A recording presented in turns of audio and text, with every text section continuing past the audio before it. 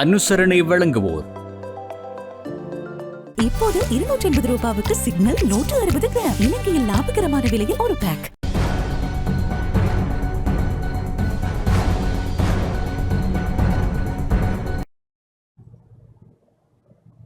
வணக்கம்.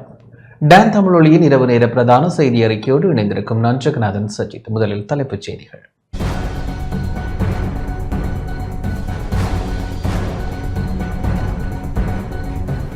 தேர்தல் சட்டத்தை மீறியமை மற்றும் வன்முறை தொடர்பில் 16 சம்பவங்கள் பதிவாகியுள்ளதாக போலீஸ் ஊடக பேச்சாளர் தகவல். புதிய வெளிநாட்டு தூதுவர்கள் மூவர் தமது நற்சான்றிதழ்களை ஜனாதிபதியிடம் கையளிப்பு. கிளிநொச்சி பூநகரி பிரதேச சபைக்கான வேட்புமனுவை தேசிய மக்கள் சக்தி தாக்கல். வவுனியாவில் காசநோய் விழிப்புணர்வு ஊர்வலத்திற்கு போலீசார் இடையூறு. வனஜீவராசிகள் திணைக்களத்தின் வனவிலங்கு மின்சார வேலி தொழிலாளர்கள் சங்கத்தினர் மட்டக்களப்பில் போராட்டம். தேசிய மக்கள் சக்தி அரசாங்கத்தின் நேரடி தலையீடு போலீஸ் திணைக்களத்தில் இருப்பதாக சம்பிக்க ரணவக்க கவலை.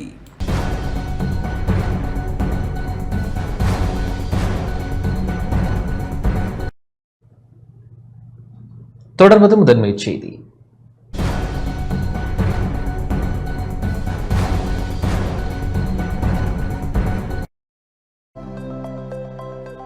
அனுசரணை வழங்குவோர். சில பந்தங்கள் வாழ்நாள் முழுவதற்கும். நிப்பான் சிமெண்ட். தேர்தல் சட்டத்தை மீறியமை மற்றும் வன்முறை தொடர்பில் 16 சம்பவங்கள் பதிவாகியுள்ளதாக போலீஸ் ஊடக பேச்சாளர் புத்திக்க மனதுவ தெரிவித்துள்ளார். தேர்தல் சட்டத்தை மீறுவோர் மீது கடுமையான நடவடிக்கை எடுக்கப்படும் என போலீஸ் ஊடக பேச்சாளர் சிரேஷ்ட போலீஸ் அத்தியட்சகர் புத்திக்க மனதுவ தெரிவித்துள்ளார். போலீஸ் தலைமையகத்தில் இன்று இடம்பெற்ற ஊடகவியலாளர் சந்திப்பின் போதே அவர் இதனை குறிப்பிட்டார். සමන්විත වන්නේ මෙම මැතිවරණයේ මැතිවරණ නීති උල්ලංඝනය කිරීම හෝ ප්‍රචණ්ඩ ක්‍රියා සම්බන්ධයෙන් ඉතා තදින් කටයුතු කිරීම සඳහා ஸ்ரீ லங்கா போலீசிய கிரியா கரும் லபනවා. எதிர்வரும் மே மாதம் 6ஆம் தேதி உள்ளூராட்சி மன்ற தேர்தல் நடைபெறும் என தேர்தல்கள் ஆணைக்குழு அறிவித்துள்ளது. அதன் அடிப்படையில் இந்த தேர்தலை நீதியாகவும் சுதந்திரமாகவும் நடத்துவதற்கு போலீஸ் திணைக்களம் கடமைப்பட்டுள்ளது. தேர்தல் சட்டத்தை அமுல்படுத்தல், பிரச்சாரங்களுக்கு பாதுகாப்பு வழங்குதல் உள்ளிட்ட வேலை திட்டங்களுக்கான ஏற்பாடுகள் மேற்கொள்ளப்பட்டு வருகின்றன. வேட்புமனு தாக்கலுக்கான திகதி அறிவிக்கப்பட்ட மார்ச் 3ஆம் தேதி முதல் கடந்த 21ஆம் தேதி வரை தேர்தல் சட்டத்தை மீறியமை மற்றும் வன்முறை தொடர்பில் 16 சம்பவங்களே பதிவாகியுள்ளன. இது தொடர்பில் சந்தேக நபர்கள் 32 பேர் கைது செய்யப்பட்டுள்ளனர். இவர்களில் வேட்பாளர்கள் 10 பேரும் உள்ளடங்குகின்றனர். தேர்தல் காலத்தில் சட்டத்தை மீறுவோர் மீது கடுமையான நடவடிக்கை எடுக்கப்படும். සමන්විත වන්නේ මෙම මැතිවරණයේ මැතිවරණ නීති උල්ලංඝනය කිරීම හෝ ප්‍රචණ්ඩ ක්‍රියා සම්බන්ධයෙන් ඉතා තදින් කටයුතු කිරීම සඳහා ශ්‍රී ලංකා පොලිසිය ක්‍රියා කරනු ලබනවා.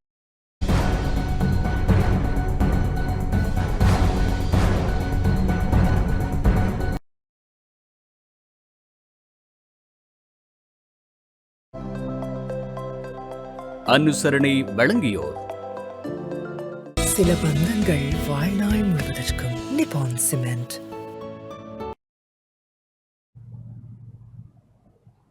புதிய வெளிநாட்டு தூதுவர்கள் மூவர் தமது நற்சான்றிதழ்களை ஜனாதிபதியிடம் கையளித்துள்ளனர். இலங்கைக்கு புதிதாக நியமிக்கப்பட்ட வெளிநாட்டு தூதுவர்கள் மூவர் இன்று ஜனாதிபதி அனுரகுமார திசாநாயக்கவிடம் தமது நற்சான்றிதழ் பத்திரங்களை கையளித்துள்ளனர். ஜனாதிபதி அலுவலகத்தில் இடம்பெற்ற நிகழ்வில் பிரான்ஸ், பலஸ்தீனம் மற்றும் நேபாளம் ஆகிய நாடுகளின் புதிய தூதுவர்கள் பத்திரங்களை கையளித்தனர். பிரான்ஸ் தூதுவர் ரெமி லம்பர்ட்டும் தனது நற்சான்றிதழ் பத்திரத்தை கையளித்தார்.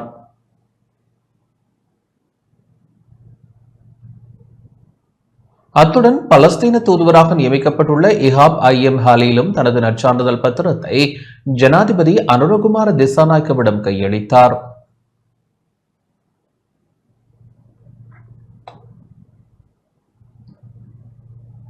அதனைத் தொடர்ந்து நேபாள தூதுவர் பூர்ண பகதூர் நேபாளியும் தனது நற்சான்றிதழ் பத்திரத்தை கையளித்தார். இந்த நிகழ்வில் வெளிநாட்டு அலுவல்கள், வெளிநாட்டு வேலைவாய்ப்பு மற்றும் சுற்றுலாத்துறை அமைச்சர் விஜித ஹேரத் மற்றும் ஜனாதிபதியின் செயலாளர் நந்திக சனத் குமாநாயக்க ஆகியோர் பங்கேற்றனர்.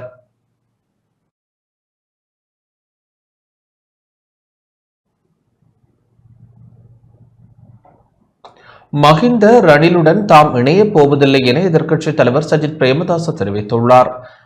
சஜித் மஹிந்த அணியில் ஒன்றிணைய போவதாக கூறப்படும் பேச்சு அப்பட்டமான பொய்யாகும் என எதிர்க்கட்சித் தலைவர் சஜித் பிரேமதாச தெரிவித்துள்ளார். உள்ளூராட்சி மன்ற தேர்தலை இலக்காக கொண்டு ஐக்கிய மக்கள் சக்தியின் குருநாகல் மாவட்ட வேட்பாளர்களுடன் நேற்று இடம்பெற்ற சந்திப்பில் கலந்து கொண்டு உரையாற்றும் போதே எதிர்க்கட்சித் தலைவர் சஜித் பிரேமதாச இவ்வாறு தெரிவித்தார். අද සමහර ප්‍රවෘත්ති සිරස්තල දානවා ඔක්කොම බොරු. சஜித் மஹிந்த ரணில் இணையவுள்ளதாக பல்வேறு பத்திரிகைகளில் செய்திகள் வெளியிடப்பட்டுள்ளன. அது மாத்திரமல்லாது அவ்வாறு செய்தி வெளியீட்டு தொலைக்காட்சி அலைவரிசைகளில் காலையில் பத்திரிகை முக்கிய செய்தி வாசிப்பு நிகழ்ச்சிகளில் தலைப்புச் செய்திகளாக முன்னிலைப்படுத்தப்படுகின்றன. இது அப்பட்டமான பொய்யாகும். ஐக்கிய மக்கள் சக்திக்கு யாருடனும் சேர வேண்டிய தேவையில்லை.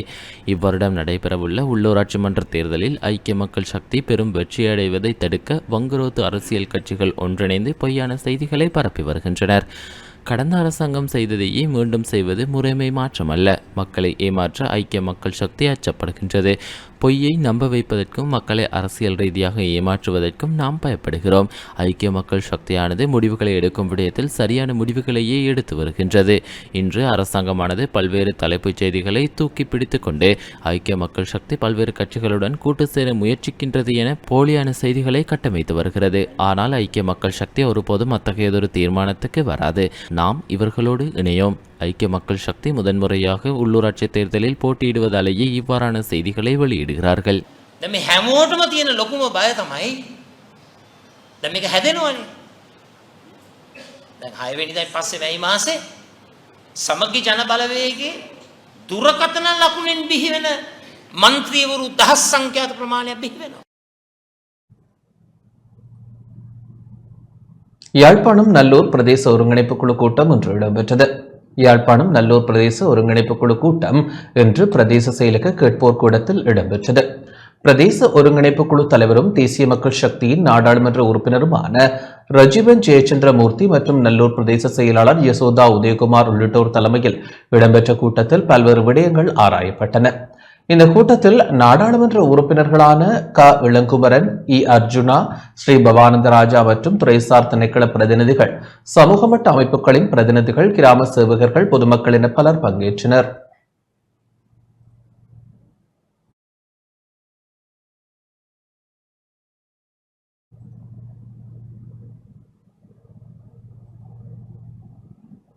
பூநகரி பிரதேச சபைக்கான வேட்புமனுவை தேசிய மக்கள் சக்தி தாக்கல் செய்தது. பூநகரி பிரதேச சபைக்கான வேட்புமனு இன்று தொடக்கம் எதிர்வரும் 27ஆம் தேதி நண்பகல் வரை ஏற்றுக்கொள்ளப்படுகின்றது. இந்நிலையில் இன்றைய தினம் பூநகரி பிரதேச சபைக்கான வேட்புமனுவை தேசிய மக்கள் சக்தி தாக்கல் செய்தது. கட்சியின் மாவட்ட அமைப்பாளர் மருங்கன் மோகன் தலைமையில் வேட்புமனு தாக்கல் செய்யப்பட்டது. மன்னார், பூநகரி, தேகியத்தக்கட்டி உள்ளூராட்சி மன்றங்களுக்கான வேட்புமனுக்களை ஏற்கும் நடவடிக்கை இன்று முதல் இடம்பெறுகின்றமை குறிப்பிடத்தக்கது.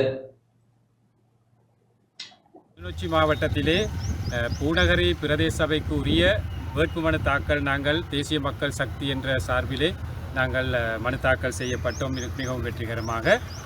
கிளிநொச்சி மாவட்டத்திலே பூநகரி பிரதேச சபை என்பது கிளிநொச்சி வாழ் மக்கள் அனைவருக்குமே தெரியும். பெருவாரியாக கடற்தொழிலாளர்கள், விவசாயிகள், அதே போன்று சுயமாக சம்பாதித்து தமது வாழ்க்கையை மேம்படுத்தக்கூடிய ஒரு ஆற்றல் மிக்க மக்கள் வாழும் ஒரு பகுதிதான் பூநகரி பிரதேச சபைக்கு உட்பட்ட பகுதி என்பது. இந்த பிரதேசத்திலே மக்கள் ஆர்வமாக இருந்தாலும் கடந்த காலங்களிலே உங்களுக்கு தெரியும், இந்த பிரதேச சபை ஊடாக மக்களுக்கு ஆற்ற வேண்டிய எந்த ஒரு சேவையும் சரியான முறையிலே அந்த மக்களுக்கு போய் சேரவில்லை. ஆகவே இந்த முறை தேசிய மக்கள் சக்தியிலே நாங்கள் இந்த பிரதேச சபையிலே வென்று இந்த பூநகரி பிரதேச சபைக்கு உட்பட்ட அந்த அனைத்து பகுதிகளிலுமே இந்த பிரதேச சபையிலே அந்த சேவைகளை நாங்கள் சரிவர ஆற்றுவோம் என்ற அந்த வாக்குறுதியை நாங்கள் இந்த நேரத்திலே உங்களுக்கு தெரிவிக்கின்றோம். இந்த பிரதேச சபைக்காக தேசிய மக்கள் சக்தி சார்பாக எமது அற்புதராஜா தோழர் பிரதான வேட்பாளராக தவிசாளர் பதவிக்காக அவர் போட்டியிடுகின்றார்.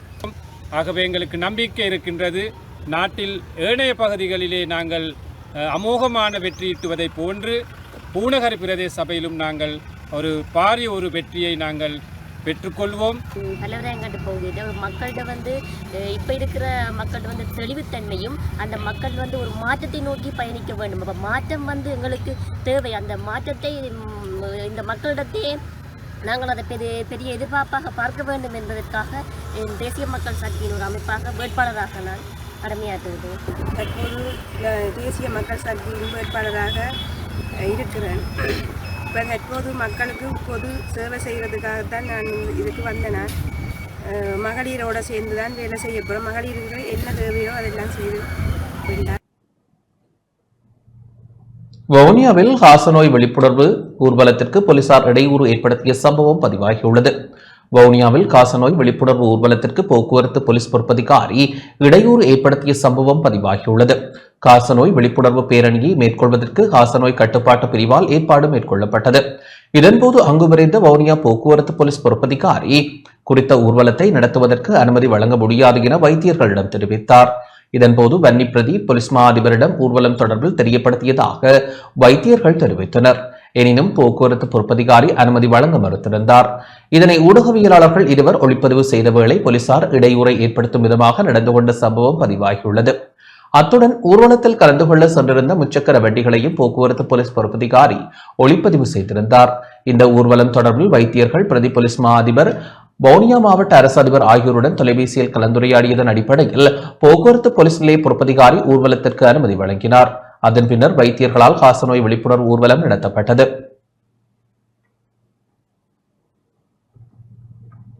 காசநோய் விழிப்புணர்வு தொடர்பான விழிப்புணர்வு ஊர்வலம் ஒன்று இன்று இடம்பெற்றது.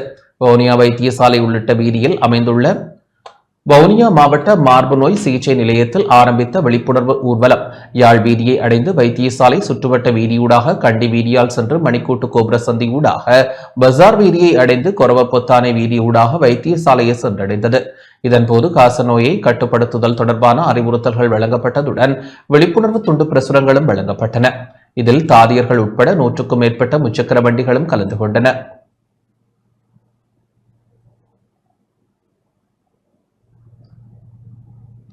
இதேவேளை வவுனியாவில் காசநோயினால் கடந்த வருடம் 9 பேர் உயிரிழந்ததுடன் 56 பேர் நோயாளர்களாக இனங்காணப்பட்டுள்ளதாக வவுனியா மாவட்ட காசநோய் கட்டுப்பாட்டு பிரிவின் வைத்திய அதிகாரி கே சந்திரகுமார் தெரிவித்தார்.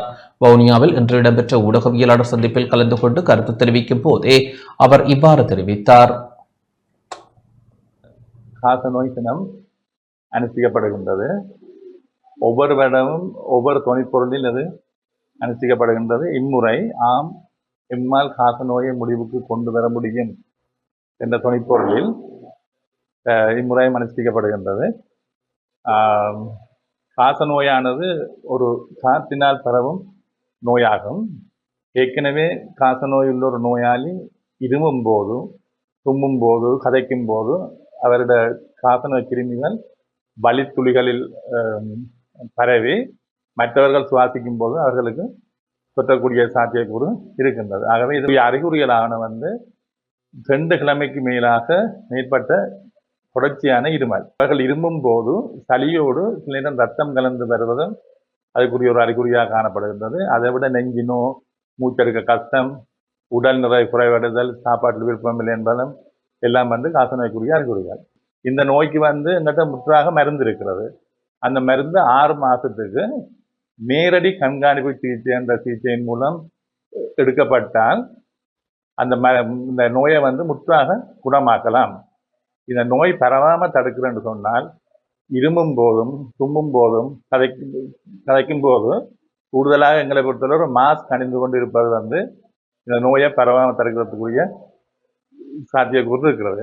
வேறு உண்மையாக இலங்கையை பொறுத்தவரையிலும் கிட்டத்தட்ட 8000 நோயாளிகள் இனங்காணப்பட்டிருந்தார். வவுனியா பொறுத்தவரையிலும் இங்கே சிறைச்சாலையிலிருந்து இனங்காணப்பட்டிருக்கணும், பாடசாலையிலிருந்து இனங்காணப்பட்டிருக்கணும். அவை எப்படி இனங்காணப்படைக்கு அங்கே திருப்பி அந்த நோய் வார்த்தை சாத்தியக்கூறு கூட இருக்கப்படுங்க. வவுனியா மாவட்டத்தில் எங்களது மார்பு நோய் சிகிச்சை நிலையத்தில் கழிப்பரிசோதனை செய்வதற்குரிய சகல வசதியும் இருக்குது. இருமல் மாறாமல் இருந்தால் காசநோய் என்று சந்தேகப்பட்டீர்கள் என்று சொன்னால் நீங்கள் வவுனியா மார்பு நோய் சிகிச்சை நிலையத்துக்கு நீங்களாகவே உங்களது சளியை சோதித்து இருக்கொண்டதை இனங்கண்டு கொள்ளலாம். இந்த நோய் இல்லாமல் ஆக்கணும்னு சொன்னால் சகலரும் ஒத்துழைச்சால் தான் இந்த நோயை நாங்கள் இல்லாமல் ஆக்கலாம். ஆகவே நீங்கள் அவ்வளோ விரும்பி எங்களுக்கு ஒத்துழைப்பதாக இருந்தால் இந்த நோயை நாங்கள் இல்லாமல் செய்யலாம்.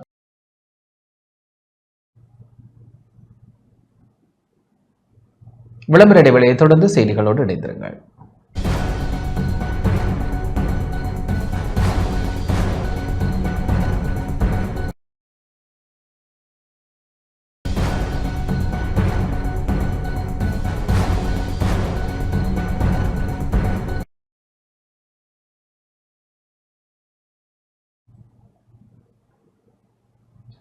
செய்திகள் தொடர்கின்றன.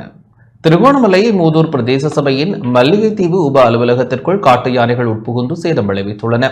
திருகோணமலை மூதூர் பிரதேச சபையின் கீழுள்ள மல்லிகைத்தீவு உப அலுவலக வளாகத்திற்குள் இன்று அதிகாலை உட்புகுந்த காட்டு யானைகள் பயன்தரும் மரங்களுக்கு சேதம் விளைவித்துள்ளது. தற்போது நெல் அறுவடை நிறைவடைந்திருக்கின்ற நிலையில் காட்டு யானைகளின் அட்டகாசம் மக்கள் குடியிருப்பு பகுதிகளில் அதிகரித்துள்ளது. மக்களுக்கு உயிர் சேதங்கள் ஏற்படக்கூடிய வாய்ப்புகள் அதிகரித்துள்ளன. இது விடயத்தில் உரிய அதிகாரிகள் உரிய நடவடிக்கைகளை மேற்கொள்ள வேண்டும் என பிரதேச மக்கள் கோரிக்கை விடுக்கின்றனர்.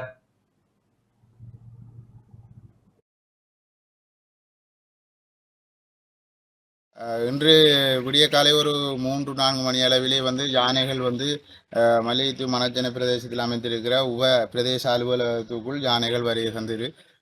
யானைகள் இந்த பயிர்நிலங்கள் வாழை, தென்னை, பிலா போன்ற பலந்தரக்கூடிய பயிரினங்களை சேதப்படுத்தியிருக்கிறது. அறுவடை முடிந்திருக்கிற காலப்பகுதியானது யானைகளுடைய நடமாட்டம் அதிகரித்து இருக்கிறது. எனவே இந்த யானைகளுடைய நடமாட்டம் காரணமாக அந்த பயணம் செய்கிற மக்கள் மற்றது வீடு வளாகங்களில் இருக்கிற மக்களுக்கு உயிர் சேதங்கள் கூட ஏற்படக்கூடிய வாய்ப்பு இருக்கிறது. எனவே இந்த இதுகளை தடுப்பதன் மூலமாக இந்த யானை தடுப்பு வேலிகளை அமைத்து இவ்வாறான யானைகளுடைய அட்டகாசங்களை குறைப்பதற்கு இந்த யானை தடுப்பு வேலிகளை உரிய அதிகாரிகள் நடவடிக்கை எடுத்து தர வேண்டும் என்று அன்பாக கேட்டுக்கொள்கின்றேன்.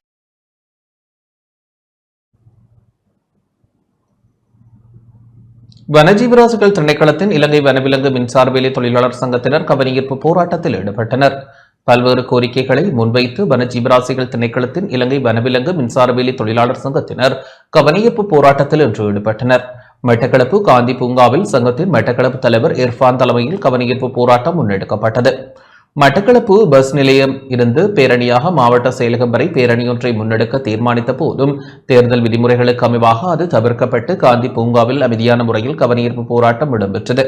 மனித யானை மோதல்களை குறைக்க நாங்களும் பங்களிப்பவர்கள், எங்கள் பிரச்சினை அதிமேதகு ஜனாதிபதிக்கு, எங்கள் பிரச்சினையை ஜனாதிபதி அவர்களால் மாத்திரமே தீர்க்க முடியும் போன்ற பல்வேறு வாசகங்கள் எழுதிய பதாதைகளை போராட்டத்தில் ஈடுபட்டவர்கள் ஏந்தியிருந்தனர். எனது பெயர் இர்பாத். நான் மின்சார வேலி பராமரிப்பு உதவியாளராக பணிபுரிகிறேன். அனைவரும் அறிந்த விடயம் என்னவென்று சொன்னால், நாட்டில் தற்போது நடைபெற்றுக் கொண்டிருக்கும் யானை மனித மோதலின் உச்சகட்ட நிலைமையில் எங்களின் தொழில் இதுவரை காலமும் நிரந்தர நியமனமின்றி வெறுமனே 22,500 ரூபாய்க்கு இரவு பகலாக, அதாவது எந்தவித அடிப்படை வசதியுமின்றி நாங்கள் பணிபுரிகிறோம். இது சம்பந்தமாக பல தரப்பினரிடம் கலந்துரையாடியும் இதுவரைக்கும் எவ்வித தீர்மானமும் எங்களுக்கு பெற்றுத்தரவில்லை. இது சம்பந்தமாக அதிகார ஜனாதிபதி அவர்கள் எங்களுக்கு இது சம்பந்தமாக கலந்தாலோசித்து எங்களுக்கு நல்லதொரு நிரந்தர நியமனத்தை பெற்று நல்லதொரு தீர்மானத்தை பெற்று தருமாறு மிக தாழ்மையுடன் வேண்டிக் கொள்கிறோம். அதாவது எங்களுடைய சகோதரர்கள் அனைவரும் குறைந்தபட்சம் 30-40 கிலோமீட்டர்கள் பணி செய்யும் இடத்துக்கு செல்வதற்கு கூட இந்த 22,000 ரூபாய் பணம் போதாத நிலைமையிலும் இந்த பணியை செய்கிறார்கள். அதே போன்று இந்த தொழில் எங்களுக்கு வழங்கப்பட்டது, அதாவது குறைந்த வருமானம் பெற்ற குடும்பத்தினருக்கென்றே வழங்கப்பட்ட தொழில். இத்தொழிலில் இதுவரை காலமும் எவ்வித ஒரு நிரந்தர தீர்மானமும் பெற்று தரவில்லை. எங்களுக்கு நிரந்தர நியமனமோ சம்பள உயர்வோ இதுவரைக்கும் கிடைக்கப்பெறவில்லை. எங்களுக்கு இந்த நியமனம் 6 மாசத்துக்குள்ள வழங்கப்படும் சொல்லி அடுத்தவங்க இப்ப நாங்க 4 வருடமாக வேலை செய்யறோம். இதுவரைக்கும் எங்களுக்கு நிரந்தர நியமனம் தரல. இந்த கருத்தினை கவனத்தில் கொண்டு அதிமேத ஜனாதிபதி எங்களுக்கு ஒரு தீர்ப்பு தர வேண்டும். அப்படி இல்லைன்னு சொன்னால் நாங்கள் இந்த போராட்டம் இலங்கையில எல்லா மாவட்டத்திலையும் செய்யறதுக்கு எதிர்பார்த்து கொண்டிருக்கிறோம். இதுக்கு ஒரு தீர்வு கிடைக்க சொன்னா நாங்க இதோட இந்த போராட்டம் கைவிடுவோம். இல்லை என்று சொன்னா நாடு தழுவிய போராட்டம் ஒன்று நாங்க நடத்த இருக்கின்றோம்.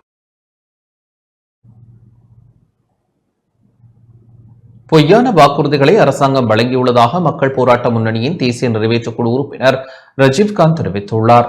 அரசியல் கைதிகளின் விடுதலை தொடர்பில் இன்று வரை எந்த நடவடிக்கையும் எடுக்காமல் மக்களுக்கு பொய்யான வாக்குறுதிகளை வழங்கி இந்த அரசாங்கம் செயற்படுகின்றதாக மக்கள் போராட்ட முன்னணியின் தேசிய நிறைவேற்றுக்குழு உறுப்பினர் ராஜ்குமார் ரஜீவ்காந்த் தெரிவித்துள்ளார். கொழும்பில் இன்று ஊடகங்களுக்கு கருத்து தெரிவிக்கும் போதே அவர் இதனை தெரிவித்தார். உங்களுக்கு தெரியும், என்பிபி அரசாங்கம் கிட்டத்தட்ட ஆட்சிக்கும் தங்களுடைய அதிகாரத்திற்கும் 6 மாதத்திற்கு மேல் ஆகிவிட்டது. இந்த ஆட்சிக்கு வரும் முன்னர் அவர்கள் தேர்தல் விஞ்ஞாபனத்தினூடாக மக்களுக்கு சில உறுதிமொழிகளை வழங்கியிருந்தார்கள். அதில் நாங்கள் தொடர்ச்சியாக வேலை செய்து கொண்டிருக்கும் அரசியல் கைதிகளினுடைய விடுதலை மிகவும் முக்கியமானதொன்று. இந்த அரசியல் கைதிகளினுடைய விடுதலை தொடர்பாக தொடர்ச்சியாக நாங்கள் போராடி கொண்டிருக்கின்றோம்.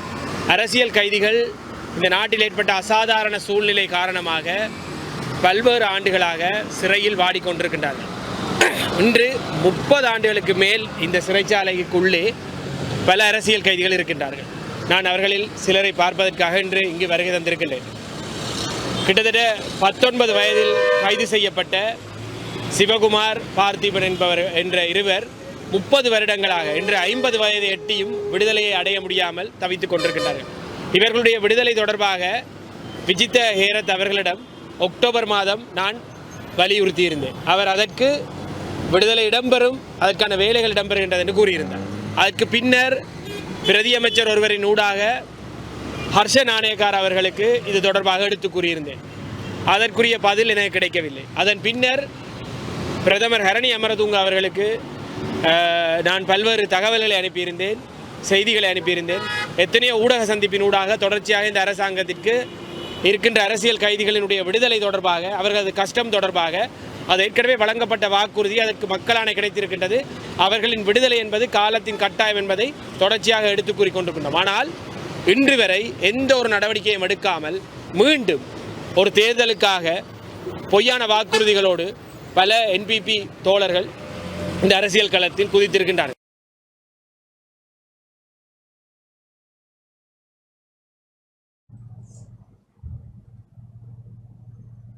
போலீஸ் திணைக்களத்தில் அரசின் தலையீடு காணப்படுவதாக பாட்டலி சம்பிக்க ரணவக்க தெரிவித்துள்ளார். தேசிய மக்கள் சக்தி அரசாங்கத்தின் நேரடி தலையீடு போலீஸ் திணைக்களத்தில் காணப்படுவதாக ஐக்கிய குடியரசு முன்னணியின் தலைவர் பாட்டலி சம்பிக்க ரணவக்க தெரிவித்துள்ளார். கொழும்பில் இன்று இடம்பெற்ற ஊடகவியலாளர் சந்திப்பின் போதே அவர் இதனை குறிப்பிட்டார். போலீஸ் திணைக்களத்தில் பல்வேறு குளறுபடிகள் நிலவுகின்றன. அரசாங்கத்தின் நேரடி தலையீடு காரணமாக உள்ளக முரண்பாடுகள் ஏற்பட்டுள்ளன. தற்போது பதில் போலீஸ் மாதிபராக செயற்பட்டுக் கொண்டிருப்பவர் சிரேஷ்டத்துவம் அடிப்படையில் 4வது இடத்தில் இருக்கின்றார். அரசியல் ரீதியான நியமனம் வழங்கப்பட்டுள்ளதால் அவருக்கும் தேசிய போலீஸ் ஆணைக்குழுவிற்கும் இடையேயான உறவில் விரிசல் ஏற்பட்டுள்ளது. போலீஸ் மாதிபரை 20 நாட்களாக தேடினர். அவருக்கு போலீசார் ஒத்துழைப்பு வழங்கியதாலேயே உடனடியாக கண்டுபிடிக்க முடியவில்லை. போலீஸ் திணைக்களம் தலைமை இல்லாமல் இயங்கிக் கொண்டிருக்கின்றது. உண்மையில் இந்த நிலைமை கவலைக்குரியது. தேர்தல் காலத்தில் உறுதியளித்த எவ்வித திட்டங்களும் இதுவரை அமுல்படுத்தப்படவில்லை. ஆக குறைந்தது ஒரு அடிக்கல்லை ஏனும் நட முடியாத அரசாங்கம்தான் தற்போது ஆட்சியில் இருக்கின்றது. அரசாங்கம் போலியான வாக்குறுதிகளை வழங்கி மக்களை தொடர்ச்சியாக ஏமாற்றி வருவதாக லங்கா மக்கள் கட்சி குற்றம் சுமத்தியுள்ளது.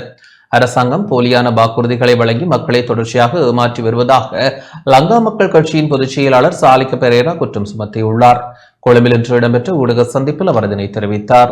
විශේෂයෙන්ම අපි බැලුවොත් මේගොල්ලෝ ආපු ගමන් අපිට දුන්න පොරොන්දු තමයි විදුලි බිල අඩු කරනවා, මිනිසුන්ගේ ජීවන වියදම අඩු කරනවා, පඩි වැඩි කරනවා, ඒ වගේම හොරු අල්ලනවා. මේ රටේ தேசிய மக்கள் சக்தியினர் தேர்தல் காலத்தில் பல்வேறு வாக்குறுதிகளை வழங்கினார்கள்.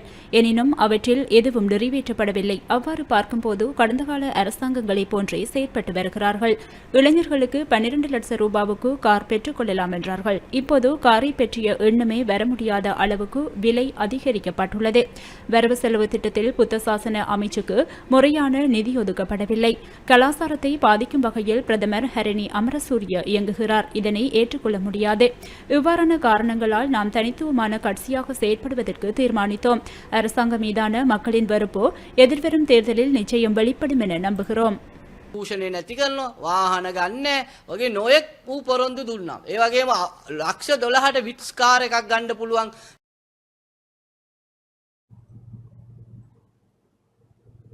தொழிலமைச்சின் செயற்பாடுகளை டிஜிட்டல் மயப்படுத்த நடவடிக்கை எடுக்கப்பட்டுள்ளது. தொழிலமைச்சின் செயற்பாடுகளை டிஜிட்டல் மயப்படுத்த நடவடிக்கை எடுக்கப்பட்டுள்ளதாக பிரதி தொழிலமைச்சர் மஹிந்த ஜெயசிங்க தெரிவித்துள்ளார். அமைச்சின் திட்டங்கள் குறித்து கொழும்பில் இன்று ஊடகங்களுக்கு தெளிவுபடுத்தும் போதே அவர் இதனை குறிப்பிட்டார். விசேஷம் අපි බලාපොරොත්තු වෙනවා தொழில் அமைச்சு என்ற வகையில் எதிர்காலத்தில் புதிய சட்டங்களை அறிமுகப்படுத்த தீர்மானித்துள்ளோம். குறிப்பாக சிறுவர் தொழிலாளர்கள் தொழில் செய்யும் இடங்களில் பெண்கள் எதிர்நோக்கும் பிரச்சினைகள் ஆகியவற்றை ஆராய்ந்து அதற்கு ஏற்றாற்போல சட்டங்கள் உருவாக்கப்பட்டுள்ளன. மேலும் 22,450க்கும் மேற்பட்ட நிறுவனங்கள் ஊழியர் சேமலாப நிதியத்துக்கு பங்களிப்பு செய்யவில்லை என்பது கண்டறியப்பட்டுள்ளது.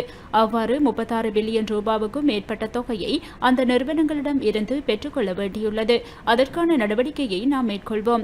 அத்துடன் தொழில் அமைச்சின் செயற்பாடுகளை டிஜிட்டல் மயப்படுத்துவதற்கும் தீர்மானிக்கப்பட்டுள்ளது. அதன் அடிப்படையில் எதிர்வரும் வாரங்களில் அவற்றை ஆரம்பிக்க எதிர்பார்த்துள்ளோம்.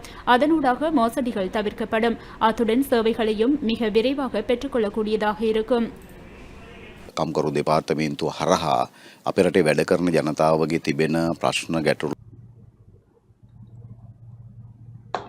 தேர்தல் விடயங்கள் தொடர்பில் வடக்கு மாகாண போலீஸ் உத்தியோகத்தர்களுக்கு தெளிவுபடுத்தும் கலந்துரையாடல் இன்று கிளிநொச்சியில் இடம்பெற்றது.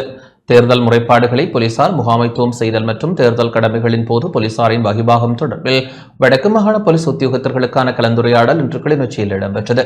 தேர்தல் ஆணையாளர் நாயகம் செமன் ஸ்ரீ ரத்நாயக்க தலைமையில் இடம்பெற்ற கலந்துரையாடலில் மேலதிக தேர்தல்கள் ஆணையாளர் PVC குலரத்ன, கிளிநொச்சி மாவட்ட பதில் அரசாங்க அதிபர், போலீஸ் திணைக்களத்தின் சட்டப்பிரிவுக்கு பொறுப்பான சிரேஷ்ட போலீஸ் அத்தியோட்சகர் ருவன் குணசேகர, கிளிநொச்சி மற்றும் யாழ்ப்பாண உதவி தேர்தல் ஆணையாளர்கள் பங்கேற்றனர். இதன்போது பிரதி போலீஸ் மா அதிபர் இணையவழி ஊடாக இணைந்து கொண்டார்.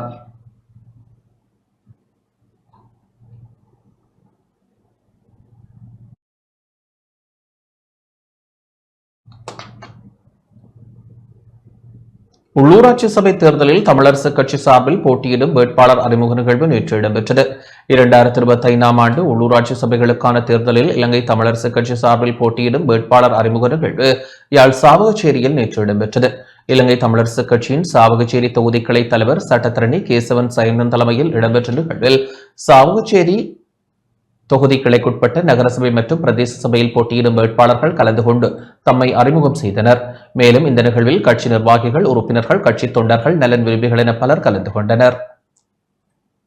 யுத்த காலத்தில ராணுவத்திற்கு இளைஞர்களை சேர்த்து கொடுத்து எப்படியாவது எங்களுடைய போராட்டம் நசுக்கப்பட வேண்டும், தமிழ் மக்களுடைய உயிர்கள் போனாலும் பரவாயில்லை, ராணுவ ரீதியாக இந்த போராட்டம் அளிக்கப்பட வேண்டும் என்பதற்காக ஆள் சேர்த்து கொடுத்தவர்கள் இப்பொழுது ஒற்றுமை பற்றி, ஒரு நாட்டில் ஒற்றுமையாக வாழ்வது பற்றி பேசிக் கொண்டு வருகிறார்கள். பொய்யர்களுடைய கருத்தை நம்பி எங்களில் பலர் புல்லுருவிகளாக மாறி தென்னிலங்கை கட்சிகளை எங்களுடைய பிரதேசங்களுக்கு ஊடுருவ விடுகின்ற ஒரு அநியாயமான வேலையை செய்து கொண்டிருக்கின்றார்கள். எங்களுக்கு நாடு யார்கிட்டயோ இருக்கிற பற்றி பிரச்சனை இல்லை, எங்கட ஊர் எங்களோட இருக்க வேண்டும். எங்களுடைய ஊருக்குள் நாங்கள் தென்னிலங்கை கட்சிகளை நாங்கள் ஊடுருவ விட முடியாது. பெண் தொழில் முயற்சியாளர்களாக மட்டக்களப்பு மாவட்டத்தை சேர்ந்த P. ஷர்மிளா தெரிவு செய்யப்பட்டுள்ளார்.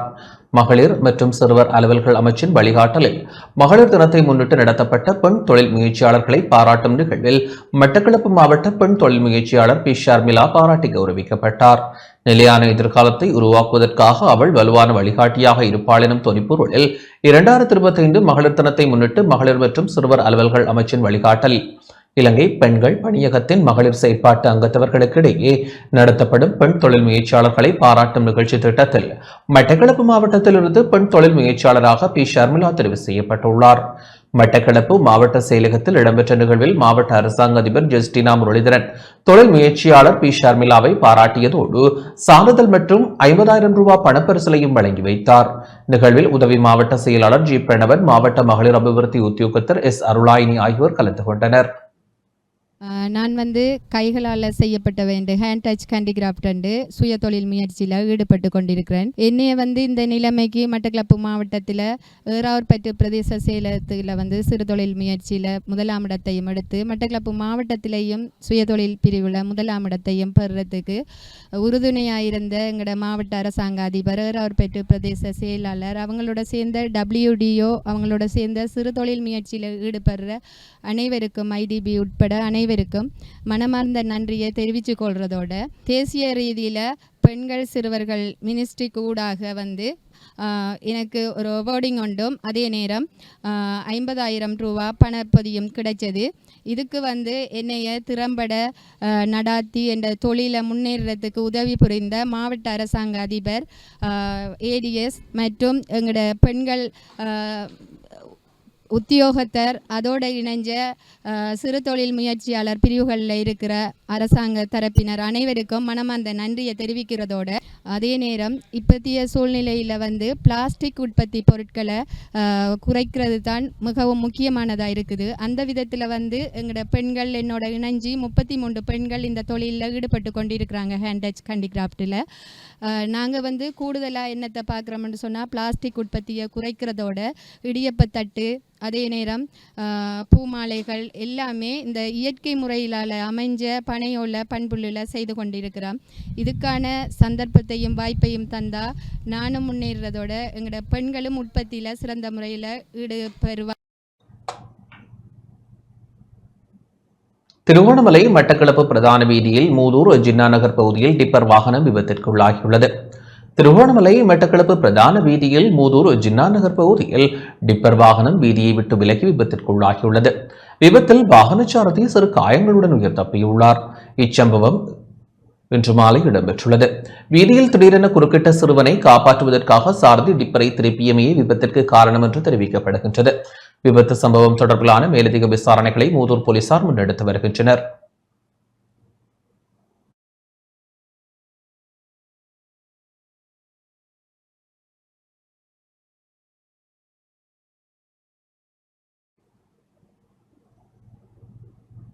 அரசாங்கம் ஆலை உரிமையாளர்களுடன் இணைந்து சதி செய்துள்ளதாக தேசிய விவசாயிகள் ஒன்றியத்தின் தலைவர் குற்றம் சுமத்தியுள்ளார்.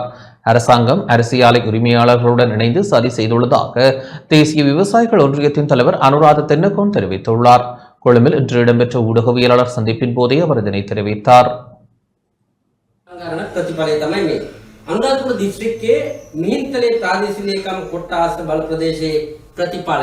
நெல் சந்தைப்படுத்தல் வாரியம் விவசாயிகளின் நெல்லை கொள்வனவு செய்யவில்லை. இந்நிலையில் மொத்த வியாபாரிகள் நெல்லை அதிக விலைக்கு கொள்வனவு செய்துள்ளனர்.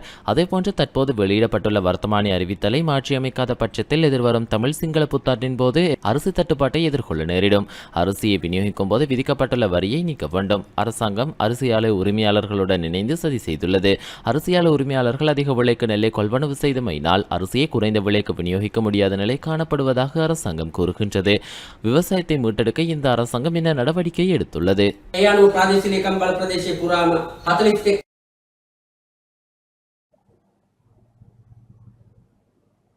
தையிட்டி விகாரையில் புண்ணிய நிகழ்வு தடுக்கப்பட்டுள்ளதாக முன்னாள் நாடாளுமன்ற உறுப்பினர் சரத் வீரசேகர தெரிவித்துள்ளார். யாழ்ப்பாணம் தையிட்டி விகாரையிலிருந்து ராணுவத்தை வெளியேறுமாறு பணிப்புரை வழங்கியவர் தொடர்பில் விவரங்களை வெளியிட வேண்டும் என ஸ்ரீலங்கா பொதுஜன பெரமுனவின் முன்னாள் நாடாளுமன்ற உறுப்பினர் சரத் வீரசேகர தெரிவித்துள்ளார். கொழும்பில் இன்று இடம்பெற்ற ஊடகவியலாளர் சந்திப்பின் போதே அவர் இதனை தெரிவித்தார். කෞඩමේ කඩාකප්පල්කාරී නීච නින්දිත නියෝගය දුන්න කියලා අපි අහනවා. தைட்டியில் நிர்மாணிக்கப்பட்டுள்ள விகாரையை அங்குரார்ப்பணம் செய்யும் புனித நிகழ்வு நேற்று ஏற்பாடு செய்யப்பட்டிருந்தது. வழமை போல அனைத்து ஏற்பாடுகளையும் இராணுவத்தினரை மேற்கொண்டார்கள். இந்நிலையில் தமிழ் இனவாதிகள் சிலர் அங்கு போராட்டம் நடத்தினார்கள். அதன் பின்னர் விகாரையில் இருந்த இராணுவத்தினரை உடனடியாக அங்கிருந்து வெளியேறுமாறு அரசு உயர்மட்டத்திலிருந்து பணிப்புரை வழங்கப்பட்டது. அதன் பின்னர் அவர்கள் அனைவரும் அங்கிருந்து வெளியேறினார்கள். இதனால் ஒரு புண்ணிய நிகழ்வு தடுக்கப்பட்டுள்ளது. இராணுவத்தினருக்கு இந்த பணிப்புரையை வழங்கியவர் யார் என்பதை அரசாங்கம் வெளிப்படுத்த வேண்டும். இலங்கை பௌத்த நாடு. பௌத்த முன்னுரிமை அளிக்கப்பட வேண்டும் என அரசியலமைப்பின் 9ஆம் பிரிவில் குறிப்பிடப்பட்டுள்ளது. இந்நிலையில் தமிழ் இனவாதிகளின் கோரிக்கைக்கு அமைவாக நாட்டை காப்பாற்றிய இராணுவத்தினர் வெளியேற்றப்பட்டுள்ளனர். இதனை வன்மையாக கண்டிக்கின்றேன். அமைச்சர் ஹினிதும சுனில் செனவே நல்லிணக்கம் தொடர்பில் பேசுகிறார். 1983ஆம் ஆண்டுக்கு முன்னர் வடக்கில் 25,000 சிங்கள குடும்பங்களும் 15,000 முஸ்லிம் குடும்பங்களும் வசித்தன. அவர்களுக்குரிய காணி என்னவாயிற்று என்பது தொடர்பிலும் அவர் விளக்கம் அளிக்க வேண்டும். කෞඩමේ කඩාකප්පල්කාරී නීච නින්දිත නියෝගය දුන්න කියලා අපි අහනවා. யாழ்ப்பாணத்தில் தொலைத்தொடர்பு கோபுரங்களின் மின் கலங்களை திருடி வந்த 5 பேர் விளக்கமறியலில் வைக்கப்பட்டுள்ளனர். யாழ்ப்பாணம் மாவட்டத்தில் உள்ள தொலைத்தொடர்பு கோபுரங்களின் மின் கலங்களை தொடர்ச்சியாக திருடி வந்த குற்றச்சாட்டில் கைது செய்யப்பட்ட 5 பேர் விளக்கமறியலில் வைக்கப்பட்டுள்ளனர். முன்னாள் கடற்படை சிப்பாய் உள்ளிட்ட 5 பேரையும் எதிர்வரும் 4ஆம் தேதி வரை விளக்கமறியலில் வைக்குமாறு யாழ்ப்பாண நீதவான் நீதிமன்றம் உத்தரவிட்டுள்ளது. கைத்தொலைபேசி வலையமைப்புகளின் தொலைத்தொடர்பு கோபுரங்களுக்கு பொருத்தப்பட்டிருந்த மின்கலங்கள் தொடர்ச்சியாக திருடப்பட்டு வந்தன. இது தொடர்பில் கோபுரங்கள் அமைந்துள்ள பகுதிகளுக்குரிய போலீஸ் நிலையங்களில் குறித்த நிறுவனங்களால் முறைப்பாடு பதிவு செய்யப்பட்டது. முறைப்பாடுகளின் பிரகாரம் கோப்பாய் போலீஸ் நிலைய பொறுப்பதிகாரி நளின் தர்ஷனா தலைமையிலான போலீஸ் குழுவினர் விசாரணைகளை முன்னெடுத்தனர். அதற்கமைய திருட்டில் ஈடுபட்டவர்கள் அம்பாறை பகுதியில் தலைமறைவாக இருப்பதாக கிடைக்கப்பெற்ற ரகசிய தகவலின் அடிப்படையில் சம்பவ இடத்திற்கு சென்ற விசேட போலீஸ் குழுவினர் சந்தேக நபர்களை கைது செய்தனர். கைது செய்யப்பட்டவர்கள் அம்பாறையிலிருந்து கோப்பாய் போலீஸ் நிலையத்திற்கு கொண்டுவரப்பட்டு மேலதிக விசாரணை இடம்பெற்றது. இதன்போது ஒருவர் கடற்படை முன்னாள் சிப்பாய் எனவும் மற்றொருவர் களவாடப்பட்ட மின்கலங்களை கொள்வனவு செய்தவர் எனவும் ஏனைய மூவரும் திருட்டுக்கு உடந்தையாக செயற்பட்டவர்கள் எனவும் தெரிய வந்துள்ளது. யாழ்ப்பாணத்தில் மாத்திரம் 192 மின்கலங்களை திருடினார்கள் எனவும் மின்கலம் ஒன்றின் பெறுமதி சுமார் 1 லட்சம் ரூபாவிற்கும் அதிகம் எனவும் போலீசார் தெரிவித்துள்ளனர். இவ்வாறு போலீஸ் விசாரணைகளின் பின்னர் சந்தேக நபர்கள் யாழ்ப்பாண நீதவான் நீதிமன்றில் முற்படுத்தப்பட்டனர். இதன்போது குறித்த 5 எதிர்வரும் 4ஆம் தேதி வரை விளக்கமறியலில் வைக்குமாறு மன்று உத்தரவிட்டது. அத்துடன் திருடப்பட்ட மின்கலங்களையும் போலீசார் மீட்டுள்ளதுடன் அவற்றை மன்றில் சான்று பொருட்களாக பாரப்படுத்த நடவடிக்கை மேற்கொண்டனர்.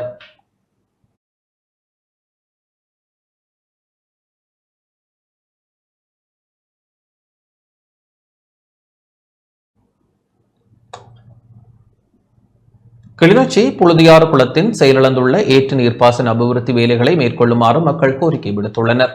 கிளிநொச்சி புழுதியாறு குளத்தின் செயலிழந்துள்ள ஏற்று நீர்ப்பாசன அபிவிருத்தி வேலைகளை வடக்கு மாகாண ஆளுநர் மேற்கொள்ள வேண்டும் என மக்கள் கோரிக்கை விடுத்துள்ளனர். கிளிநொச்சி மாவட்டத்தில் மாயவனூர் கிராமத்தில் உள்ள மக்களின் வாழ்வாதாரத்தை மேம்படுத்தும் வகையிலும் விவசாயத்தை ஊக்குவிக்கும் வகையிலும் வடக்கு மாகாண சபையால் கடந்த 2017ஆம் ஆண்டு சுமார் 3,20,00,000 ரூபாய் செலவில் இந்த திட்டம் நடைமுறைப்படுத்தப்பட்டது. எனினும் ஏற்று நீர்ப்பாசன திட்டம் உரிய முறையில் முன்னெடுக்கப்படாத நிலையில் கடந்த 8 ஆண்டுகளாக பயனற்று காணப்படுகின்றது. இந்த நிலையில் ஏற்று நீர்ப்பாசன திட்டத்தை மீள நடைமுறைப்படுத்துவதற்கு உரிய தரப்புகள் நடவடிக்கை எடுக்க வேண்டும் என விவசாயிகள் கோரிக்கை விடுத்தனர். அதற்கமைய வடக்கு மாகாண ஆளுநர் நா. வேதநாயகன் கடந்த வாரம் குறித்த இடத்தை நேரடியாக சென்று பார்வையிட்டதுடன் பிரதேச மக்கள் மற்றும் மாவட்ட பதில் அரசாங்க அதிபருடன் கலந்துரையாடியிருந்தார்.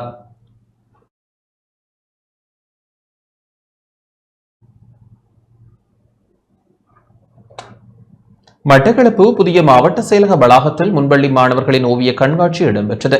மட்டக்களப்பு மாவட்ட செயலக முன்பள்ளி பருவ அபிவிருத்தி பிரிவு மற்றும் கலாசார பிரிவு இணைந்த ஏற்பாட்டில் முன்பள்ளி சிறார்களின் ஆக்கத்திறனை மேம்படுத்தும் வகையில் ஓவிய கண்காட்சி புதிய மாவட்ட செயலக வளாகத்தில் இன்று இடம்பெற்றது. திராய்மடு பிரதேசத்தை உள்ளடக்கி 5 முன்பள்ளி பாடசாலைகளை அபிவிருத்தி செய்யும் வேலை திட்டத்தில் ஒன்றாக இப்பகுதி முன்பள்ளி சிறார்களின் ஆக்கத்திறனை மேம்படுத்தும் வகையில் மாவட்ட செயலக முன்பள்ளி பருவ அபிவிருத்தி பிரிவு மற்றும் கலாசார பிரிவு இணைந்து ஓவிய கண்காட்சியை ஏற்பாடு செய்திருந்தன. அரசு சார்பற்ற தொண்டு நிறுவனங்களின் நிதி அனுசரணையில் மாவட்ட செயலக முன்பள்ளி பருவ அபிவிருத்தி பிரிவு மற்றும் கலாசார பிரிவு உத்தியோகத்தர்களின் ஒருங்கிணைப்பில் மாவட்ட அரசாங்க அதிபர் ஜஸ்டினா முரளிதரன் தலைமையில் இடம்பெற்ற ஆக்கத்திறன் ஓவிய கண்காட்சியின் போது பரிசில்களும் சான்றிதழ்களும் மாணவர்களுக்கு வழங்கப்பட்டன. உதவி மாவட்ட செயலாளர் ஜி. பிரணவன், மாவட்ட செயலக முன்பள்ளி பருவ அபிவிருத்தி இணைப்பாளர் முரளிதரன் உட்பட மாவட்ட செயலக அதிகாரிகள், உத்தியோகத்தர்கள், முன்பள்ளி மாணவர்கள், ஆசிரியர்கள், பெற்றோர்கள் என பலரும் நிகழ்வில் பங்கேற்றனர்.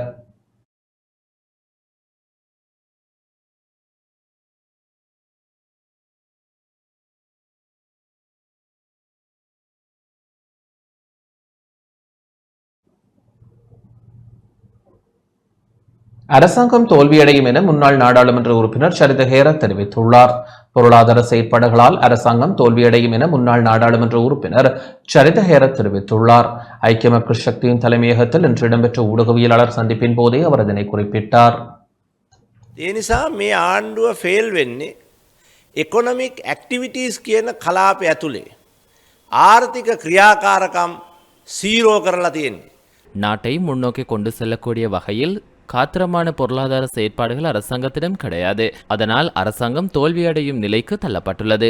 சர்வதேச நாணய நிதியத்துடனான ஒப்பந்தத்தில் மாற்றங்களை ஏற்படுத்துவதாக கூறி தேசிய மக்கள் சக்தி அரசாங்கம் ஆட்சி அமைத்தது. எனினும் ரணில் விக்ரமசிங்கவால் முன்னெடுக்கப்பட்ட ஒப்பந்தம் மாற்றமில்லாமல் தொடர்கிறது. தேர்தல் காலத்தில் ஒன்றை கூறிவிட்டு முன்னே அரசாங்கத்தின் பாணியில் பயணிப்பதை மக்கள் ஏற்றுக்கொள்ள மாட்டார்கள். அவசரமாக தேர்தலை நடத்துவதன் நோக்கமும் அதுதான். தமிழ், சிங்கள புத்தாண்டு, முஸ்லிம்களின் ரமலான் பண்டிகை, முக்கியமான போயா தினம் ஆகியவை குறித்து அரசாங்கம் கருத்தில் கொள்ளவில்லை. நாட்டில் இடம்பெற்ற 2 தேர்தல்களிலும் பெரும் எண்ணிக்கையிலான மக்கள் தேசிய மக்கள் சக்திக்கு வாக்களித்தார்கள். ஆயினும் எதிர்வரும் தேர்தலில் அவ்வாறு வாக்களிக்க மாட்டார்கள். ஏனென்றால் அரசாங்கத்தின் இயலாமையை மக்கள் அறிந்துள்ளார்கள். මේ ආණ්ඩුව එකොනොමික් ඇක්ටිවිටීස් කියන එක අත තියලවත් නැහැ. පරණ ආණ්ඩුවේ ආර්ථික ක්‍රියාකාරකම් ඇතුළට යන්න උත්සාහ කරමින් ඉන්නවා. பொத்துகர ரம்புக்கன நெடுஞ்சாலையை உடனடியாக முடிவிற்கு கொண்டுவர நடவடிக்கை எடுக்குமாறு அமைச்சர் பிமல் ரத்நாயக்க தெரிவித்துள்ளார். பொத்துகர ரம்புக்கன நெடுஞ்சாலையின் அபிவிருத்தி பணிகளை கண்காணிப்பதற்காக போக்குவரத்து நெடுஞ்சாலைகள், துறைமுகம் மற்றும் சிவில் விமான சேவைகள் அமைச்சர் பிமல் ரத்நாயக்க கண்காணிப்பு விஜயம் ஒன்றை மேற்கொண்டார். இதன்போது போக்குவரத்து மற்றும் நெடுஞ்சாலைகள் பிரதி அமைச்சர் பிரசன்ன குணசேனவும் இணைந்திருந்தார். பொத்துகர ரம்புக்கன பிரிவை 2026ஆம் ஆண்டின் இறுதிக்குள் பூர்த்தி செய்ய எதிர்பார்ப்பதாக அறிவித்த அமைச்சர் இந்த அபிவிருத்தி வேலை திட்டத்தினால் உள்ளூர் மக்களுக்கு ஏற்படும் சிரமங்களை குறைக்குமாறு நிர்மாண நிறுவனங்களுக்கும் வீதி அபிவிருத்தி அதிகார சபைக்கும் அறிவுறுத்தினார். இம்முறை கட்டுமான நிறுவனங்களின் ஊழியர்களின் நலனுக்காக செயற்படுமாறு அறிவுறுத்திய அமைச்சர் பிமல் ரத்நாயக்க அனைத்து அபிவிருத்தி பணிகளும் விரைவான நேரத்தில் நடைபெற்று வருவதாகவும் குறிப்பிட்டார். வீதி அபிவிருத்தி அதிகார சபையின் பணிப்பாளர் நாயகம் மற்றும் திட்ட பொறியியலாளர்கள் உள்ளிட்ட அதிகாரிகள் இந்நிகழ்வில் கலந்து கொண்டனர்.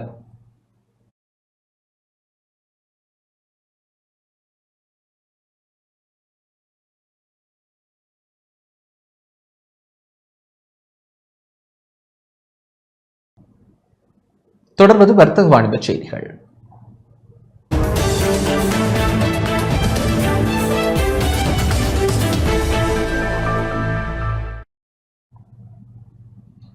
பெல்வத்த குழுவினர் யாழ்ப்பாணம் சங்கானையில் இன்று விரிவாக்கல் நிகழ்ச்சியில் ஈடுபட்டனர். உள்நாட்டு பால்மா உற்பத்தி நிறுவனமான பெல்வத்த குழுவினர் யாழ்ப்பாணத்தில் கடந்த 5ஆம் தேதி முதல் விரிவாக்கல் நிகழ்ச்சியில் ஈடுபட்டுள்ளனர். அந்த வகையில் இன்று யாழ்ப்பாணம் சங்கானை ஸ்வசோதி களஞ்சியம் முன்பாக விரிவாக்கல் நிகழ்ச்சியில் ஈடுபட்டனர். இந்த நிலையில் பெல்வத்த குழுவினர் எதிர்வரும் 29ஆம் தேதி யாழ்ப்பாணத்தில் மாபெரும் இசை நிகழ்ச்சியை நடத்த உள்ளதுடன் அதில் வாடிக்கையாளர்கள் பங்கேற்பதற்கான ஏற்பாடுகளையும் மேற்கொண்டு வருகின்றனர்.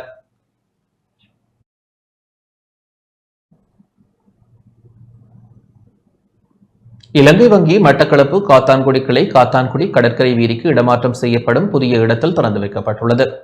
இலங்கை வங்கியின் மட்டக்களப்பு காத்தான்குடி கிளை கடற்கரை வீதியில் புதிய இடத்திற்கு மாற்றப்பட்டு இன்றைய தினம் சம்பிரதாய நிகழ்வுகளுடன் திறந்து வைக்கப்பட்டது. அதிதிகள் மாலை அணிவிக்கப்பட்டு காத்தான்குடி சிறுவர் அபிவிருத்தி நிலைய மாணவர்களால் பாரம்பரிய புல் அடியுடன் வரவேற்கப்பட்டனர். தேசிய கொடியை காத்தான்குடி பிரதேச செயலாளர் நிகாரா மௌஜித் ஏற்றி வைத்தார். மாகாண கொடியை காத்தான்குடி நகரசபை செயலாளர் திருமதி ரிப்கா ஜுபேன் ஏற்றி வைத்தார். இலங்கை வங்கி கொடியினை இலங்கை வங்கி உதவி பொது முகாமையாளர் KC மகாவத்தை ஏற்றி வைத்தார். தேசிய கீதம் இசைக்கப்பட்டதுடன் இலங்கை வங்கி கீதமும் இசைக்கப்பட்டது. இதன் பின்னர் இலங்கை வங்கி காத்தான்குடி கிளையின் பணம் வைப்பு செய்தல் பணம் மீள எடுத்தல் இயந்திரங்கள் வைப்பு ரீதியாக திறந்து வைக்கப்பட்டன. அத்துடன் இரு வாடிக்கையாளர்கள் பண வைப்பு இயந்திரம் மூலம் பணம் வைப்பு செய்தனர். இதைத் தொடர்ந்து இடமாற்றம் செய்யப்பட்ட காத்தான்குடி கிளை வைபவ ரீதியாக திறந்து வைக்கப்பட்டதுடன் வங்கியின் கொடுக்கல் வாங்கல் நடவடிக்கைகளும் ஆரம்பித்து வைக்கப்பட்டன. இலங்கை வங்கி செயற்பாட்டு முகாமையாளர் விஜயவர்தன, காத்தான்குடி போலீஸ் நிலைய பொறுப்பதிகாரி ரத்நாயக்க, காத்தான்குடி ஆதார வைத்தியசாலை அத்தியட்சகர் டாக்டர் ஜாபீர், இலங்கை வங்கி மட்டக்களப்பு மாவட்ட முகாமையாளர் பார்த்திபன் மற்றும் காத்தான்குடி கிளை முகாமையாளர் உட்பட வர்த்தகர்கள், பிரமுகர்கள், முக்கியஸ்தர்கள், இலங்கை வங்கி அதிகாரிகள் என பலர் நிகழ்வில் கலந்து கொண்டனர். இன்றைய நாள் இலங்கை வங்கி காத்தான்குடி கிளையை பொறுத்தவரையில் ஒரு மிக முக்கியமான ஒரு நாள். இதுவரை காலமும் இயங்கி வந்த இடத்திலிருந்து நாங்கள் ஒரு புதிய இடத்துக்கு எங்களுடைய கிளையை இடம் மாற்றியிருக்கிறோம். இன்றைய நாளில் எங்களுடைய உதவி கிழக்கு மாகாண உதவி பொது முகாமையாளர், செயற்பாட்டு முகாமையாளர், மாவட்ட முகாமையாளர் உட்பட காத்தான்குடியினுடைய பிரதேச செயலாளர், நகரசபை செயலாளர் உட்பட அதிகமான வாடிக்கையாளர்கள் நடந்து கொண்டிருந்தார்கள். எங்களுடைய இலங்கை வங்கியை பொறுத்தவரையிலே வலிமையான வாடிக்கையாளர் சேவையை சேர்த்து இஸ்லாமிய வங்கி சேவைகளையும் விஸ்தரித்திருக்கிறோம். ஆகவே தொடர்ச்சியாக எங்களுடைய பெருமதிமிக்க வாடிக்கையாளர்களை இலங்கை வங்கி காத்தான்குடி கிளையோடு தங்களுடைய அனைத்து விதமான வங்கி நடவடிக்கைகளையும் நடத்துமாறு நாங்கள் அன்பாக கேட்டுக்கொள்கிறோம். இந்த கிளையை பொறுத்தவரையில் ஏற்கனவே அப்துல் காதர் வீதியில் செயல்பட்டு கொண்டிருந்தது. இன்றையிலிருந்து இலக்கம் 173 பீச் ரோட் காத்தான்குடி என்ற கிளைக்கு இடம் மாற்றியிருக்கிறோம். இத்துடன் இந்த செய்தி அறிக்கை நிறைவடைகின்றது. வணக்கம்.